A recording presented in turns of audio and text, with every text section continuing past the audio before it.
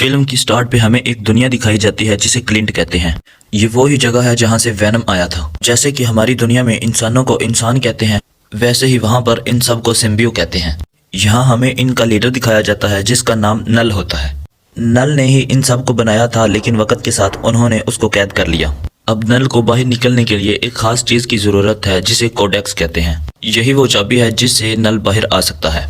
और इसी के साथ हमें यह भी दिखाया जाता है कि इस दुनिया में सिर्फ सैम्बियो ही नहीं बल्कि जेनोफिस भी हैं। जेनोफिस का काम होता है सैम्बियो को पकड़कर खा जाना। नल ने इन्हें हुक्म दिया कि तुम हर जगह जाओ और मेरे लिए कोडेक्स ढूंढ कर लाओ। नल के पास इतनी पावर होती है कि वो अलग अलग पोर्टल खोलकर किसी भी दुनिया में भेज सकता है, और वो ऐसा ही करता है। जेनोफिस इन पोर्टल से निकलकर दुनिया भर में फैल जाते हैं ताकि नल के लिए कोडेक्स ढूंढ सकें। इसके बाद एडी ब्रोक एक क्लब में बैठा हुआ दिखाई देता है जो कि एक रिपोर्टर है। अब जैसे ही बारटेंडर वहां से चला जाता है, एडी का सिम्बियो पार्टनर वेनम जो हमेशा उसके साथ कनेक्ट रहता है, वो उसे एक ड्रिंक बनाकर देता है ताकि एडी थोड़ा रिलैक्स कर सके। लेकिन बारटेंडर उसे देख लेता है। तब ही टीवी पर एक न्यूज आती है कि एक आदमी की मौत हो चुकी है। एडी उसकी मदद करने का फैसला करता है, लेकिन एडी उस वक्त मेक्सिको में है, मौत सैन फ्रांसिस्को में हुई है। अगर वो सैन फ्रांसिस्को में जाता है तो पुलिस उसे पकड़ लेगी, इसलिए वह न्यूयॉर्क जाने का फैसला करता है। एडी अपनी न्यूयॉर्क की जर्नी स्टार्ट कर देता है। जब पेमेंट करने का वक्त आता है, एडी इंसानी हाथ की जगह पर अपने वेनम वाले हाथ से पेमेंट करता है, जिसकी वजह से सैम्बियो का छोटा सा पीस वहीं छूट जाता है। अब जैसे ही वो क्लब से बाहर निकलता है तो उसे ढेर सारे कुत्तों की आवाज़ आती है। उसे लगता है कि कुछ गड़बड़ है, जैसे कि ये कुत्ते मुसीबत में हों। एडी उनकी आवाज़ का पीछा करते हुए एक जगह पर पहुंचता है जहां पर ढेर सारे कुत्ते कैद थे। वो उन्हें जैसे ही बचाने की कोशिश करता है, वहां पर ढेर सारे गुंडे आ जाते हैं। उन गुंडों का प्लान था कि वो इन कुत्तों को ब्लैक मार्केट में बेचकर अच्छी कमाई करेंगे, लेकिन उनका सामना वेनम से हो चुका था। एक गुंडा एडी को यहाँ से जाने को कहता है, लेकिन एडी उनको कहता है इन कुत्तों को छोड़ दो, मैं तुम्हें कुछ नहीं कहूँगा। अब वो गुंडे एडी का मजाक बनाने लगे। अब गुस्से में आकर एडी वेनम में बदल गया और एक एक करके सबको मारने लगा और उन कुत्तों को आज़ाद करके न्यूयॉर्क की तरफ जाना स्टार्ट कर देता है। इसके बाद वहाँ पर एक जेनोफिस आता है, लेकिन एडी तो वहाँ से जा चुका होता है, इसलिए एडी को इसके बारे में कुछ नहीं पता होता।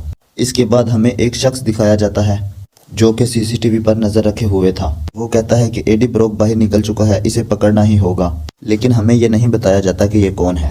फिर वो कॉल करता है जनरल रक्स को और उसे एडी के बारे में सब कुछ बताता है। अब जनरल उस बार में चला जाता है जहाँ पर एडी था, और जनरल उस बारटेंडर से पूछता है कि जो शख्स अभी आया था तुम उसके बारे में क्या जानते हो। वो उसे बताता है कि उसके ढेर सारे हाथ थे जो काले रंग के थे और उसका छोटा सा हिस्सा यहाँ पर भी गिर गया है।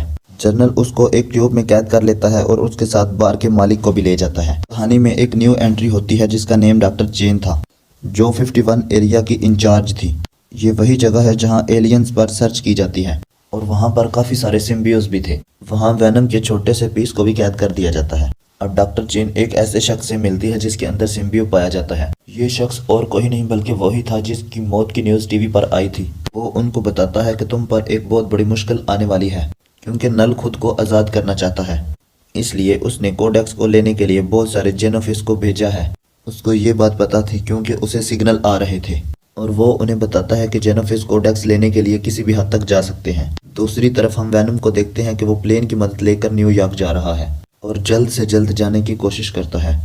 उसी वक्त जेनोफिस वेनम पर हमला कर देता है। जैसा कि जेनोफिस काफी बड़ा था, इस वजह से वेनम मार खाता नजर आता है। वेनम के अंदर कोडेक्स होता है। एडी और वेनम मिलकर प्लेन से छलांग लगा देते हैं। नीचे जाकर एडी वेनम से पूछता है ये कौन था और हमें क्यों मारना चाहता है। तो वेनम उसे बताता है कि ये नल ने भेजा था कोडेक्स लेने के लिए।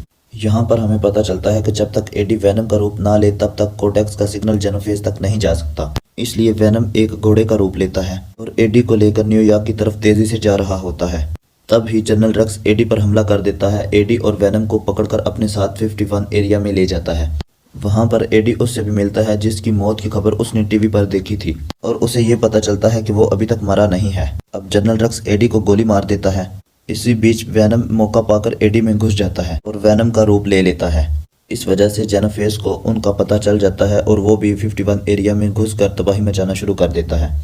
अब डॉक्टर एक चाल चलती है, जितने भी वहां पर सिम्बियो थे वो उन सबको आज़ाद कर देती है ताकि वो वेनम की मदद कर सके। लेकिन जेनोफिस इतना ताकतवर था कि वो चुटकियों में सिम्बियो को खा जाता था।